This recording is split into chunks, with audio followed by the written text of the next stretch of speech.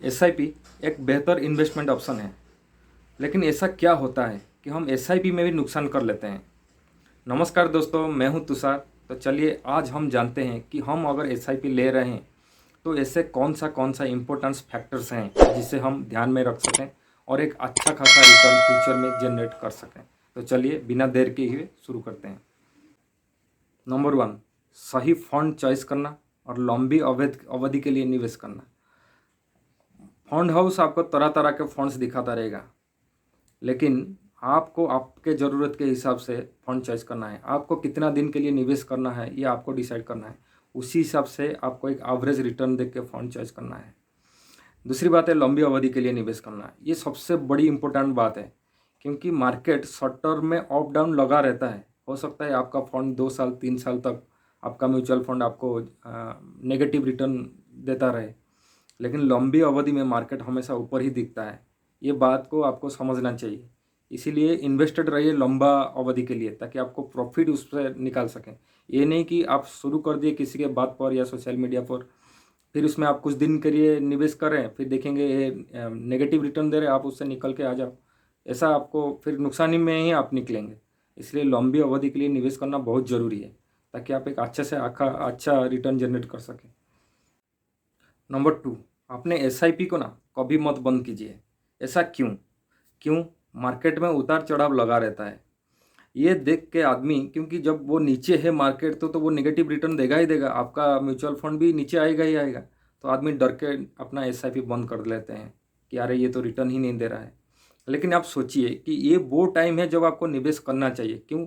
क्योंकि आप पहले मान लो पहला मंथ वाला में मार्केट ऊपर था तो आपका तो हाई प्राइस पे एनएवी जो आपका होगा वो हाई प्राइस पे होगा। दूसरी बात है, जब आप मार्केट नीचे है तब आप विड्रॉ कर लें तो फायदा क्या होगा?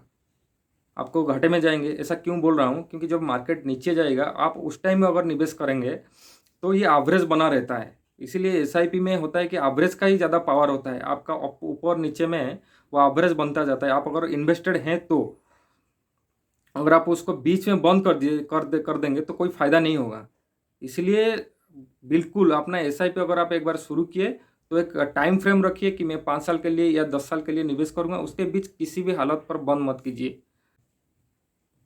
नंबर 3, अपने म्यूचुअल फंड को दूसरे फंड में कभी भी शिफ्ट मत कीजिए। ऐसा क्यों? स्टॉक मार्केट और म्यूचुअल फंड में ऐसा होता है कि कभी कभी कोई सेक्टर ही चलता है। कभी आईटी सेक्टर चले, कभी रियल एस्टेट चले, कभी गोल्ड चले, कभी कंज्यूमर प्रोडक्ट्स चल जाए।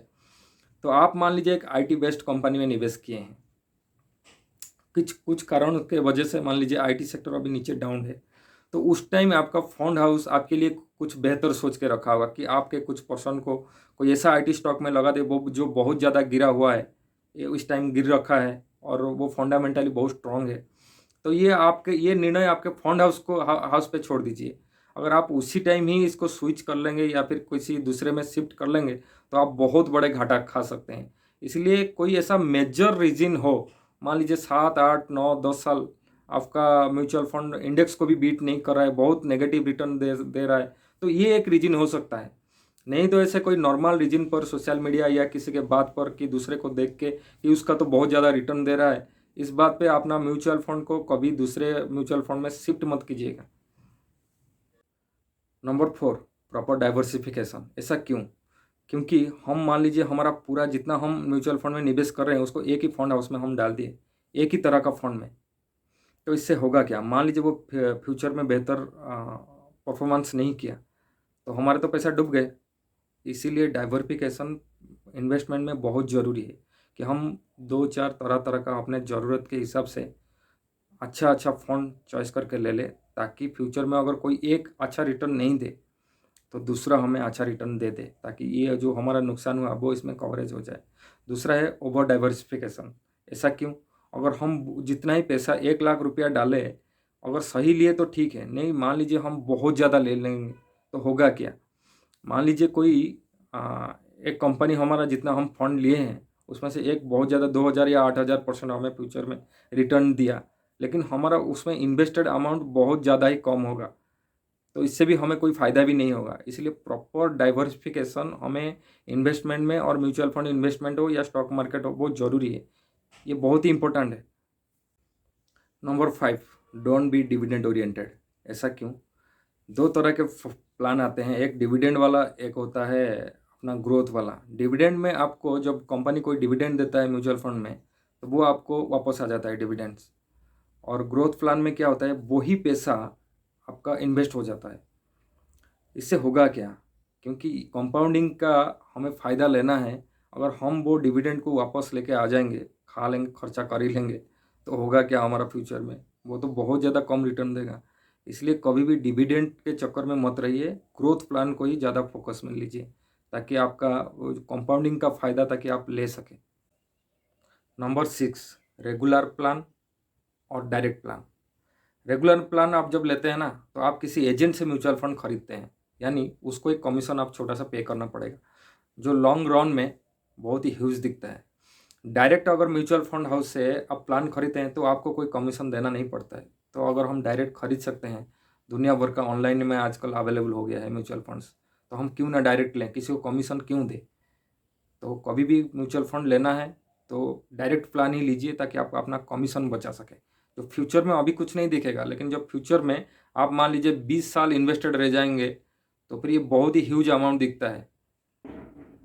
Number 7, psychological attachments. ये क्या होता है? जी हाँ, आप टीवी देखते हैं, सोशल मीडिया यूज करते हैं, उसमें तरह तरह का म्यूचुअल फंड्स का ऐड आता रहता है कि हम सदियों से हैं, हम इतना अच्छा रिटर्न देते हैं।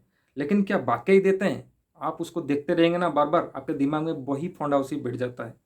आपको दिल करेगा जब म्यूचुअल फंड लेने के लिए, आपको दिल आएगा, फिर आप जब फंड खरीदने जाएंगे बिना कुछ सोचे समझे आप जाके उसी फंड को ले लेंगे।